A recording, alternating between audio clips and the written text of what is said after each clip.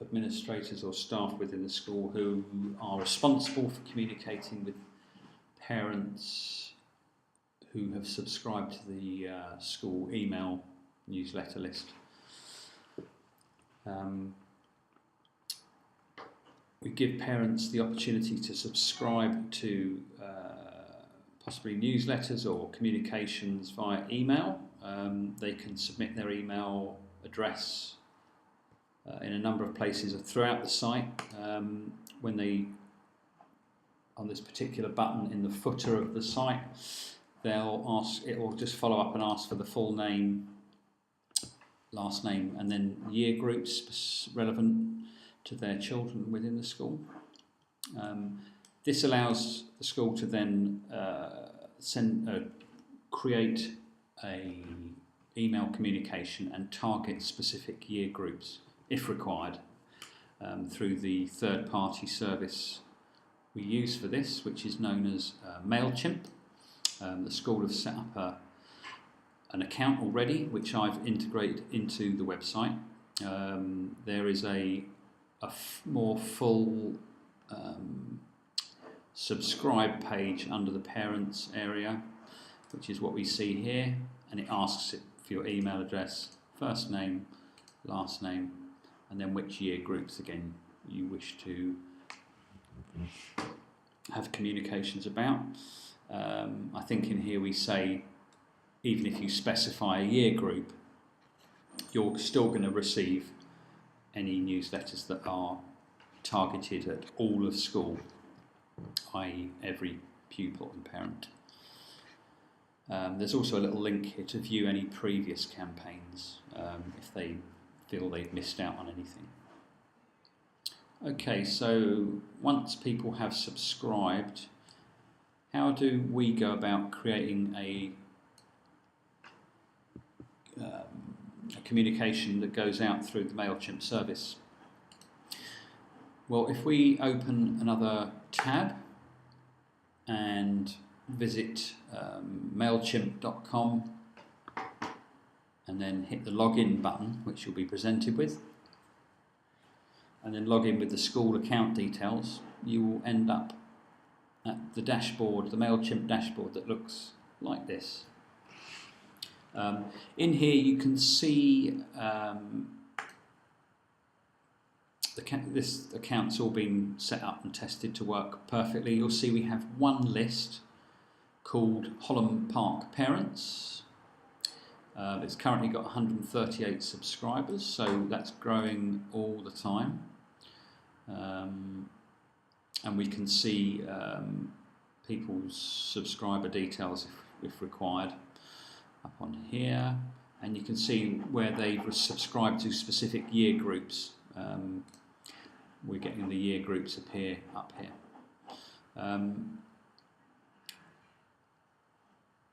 Okay, so now we've got our list developed. I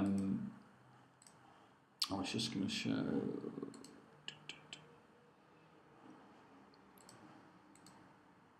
I was going to show you here under settings. Okay, don't worry about that. I was going to show you where we've subdivided that list into specific groups. But safe to say we've got reception and then the 6 higher year groups. That's how the list is divided up. I have also developed an email campaign template. So when we send out a communication, we tend to refer to it as a campaign. Okay, so any communication will be listed under here as a campaign. And for each campaign, we can reuse this existing Holland Park newsletter template. It might be that down the line we develop different versions of this template, but this is our sort of starting point to go with the site launch. So if I want to create a new campaign, this will just be some dummy content I put in place for this. I go to campaigns, and here's some sort of previous test ones we've had developed. So I'm going to create a campaign, and we get various options, but what we really want is a regular old campaign. So we select that option. Here we get the option to send it either to the whole list, which is to all parents. If we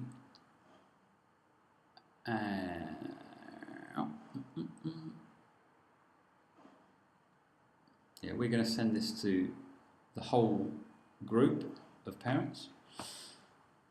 I'll check the functionality here, but we should get the option to choose a year group or two if we wanted. Then we go through to the next button down the bottom here.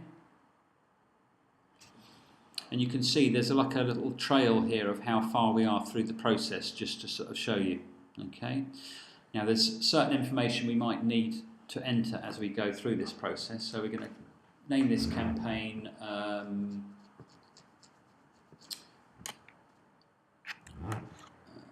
we'll call it September. Let's go. September 2014 digest. Dear me.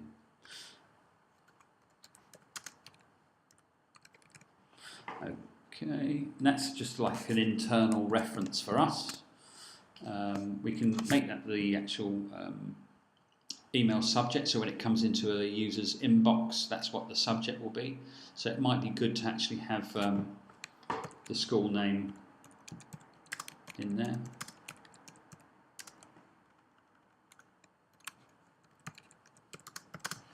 Okay, that's who the from name will be. That's so we can leave that as before, and the from email address. I have a feeling that should be admin, but you can populate that as required. If we've collected the person's name, we can actually personalise the email, so we can use little tags like this.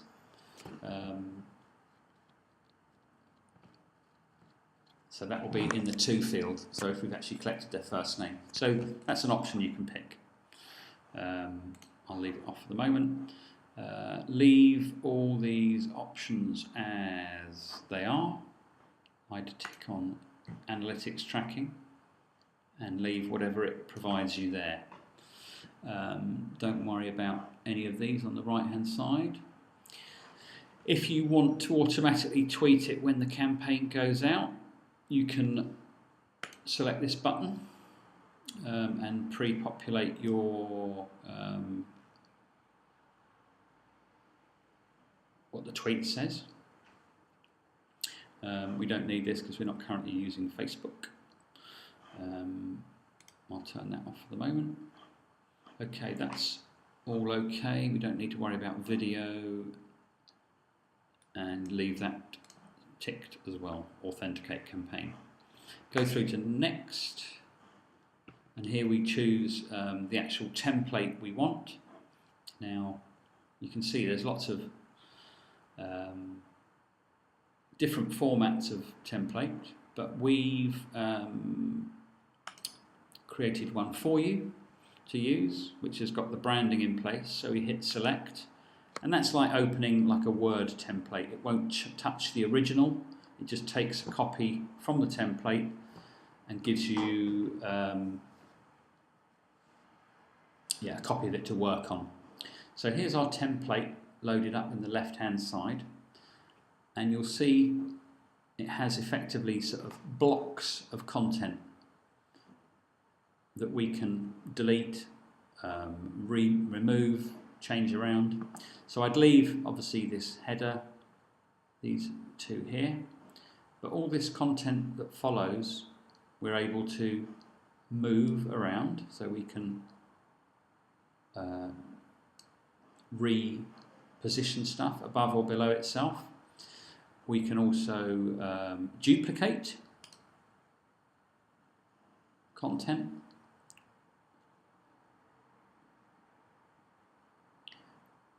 And we can also hit the bin icon to delete a block.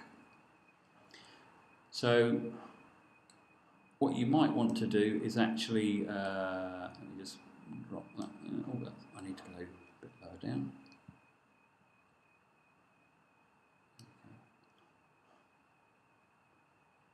So if we want to edit this block here, this introductory text, we simply hit the pencil icon and it loads up this content here in a little text editor here with some very familiar tools. Now what you don't need to do is worry about the type, colour, size and font. That's all been done for you. So really you're just looking at content. So if we wanted to change this title, we could put it to September 2014 Digest. We might not want this subtitle, and we don't want this in bold.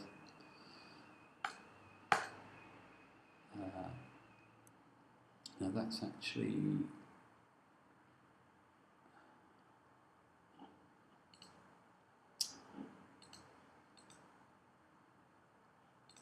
okay, that's gone into a heading.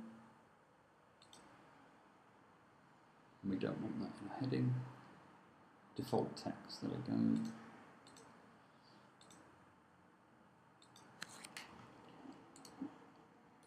Okay, I wouldn't recommend doing that in italic, there we go.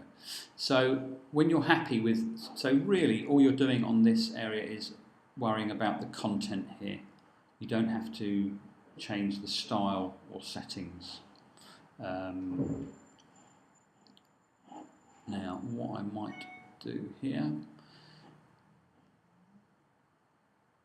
is I'm going to do an edit on this little block here, and you'll see it loads it in here on the right. This image we have the option to replace, edit, make it a link to something. I'm going to replace that image.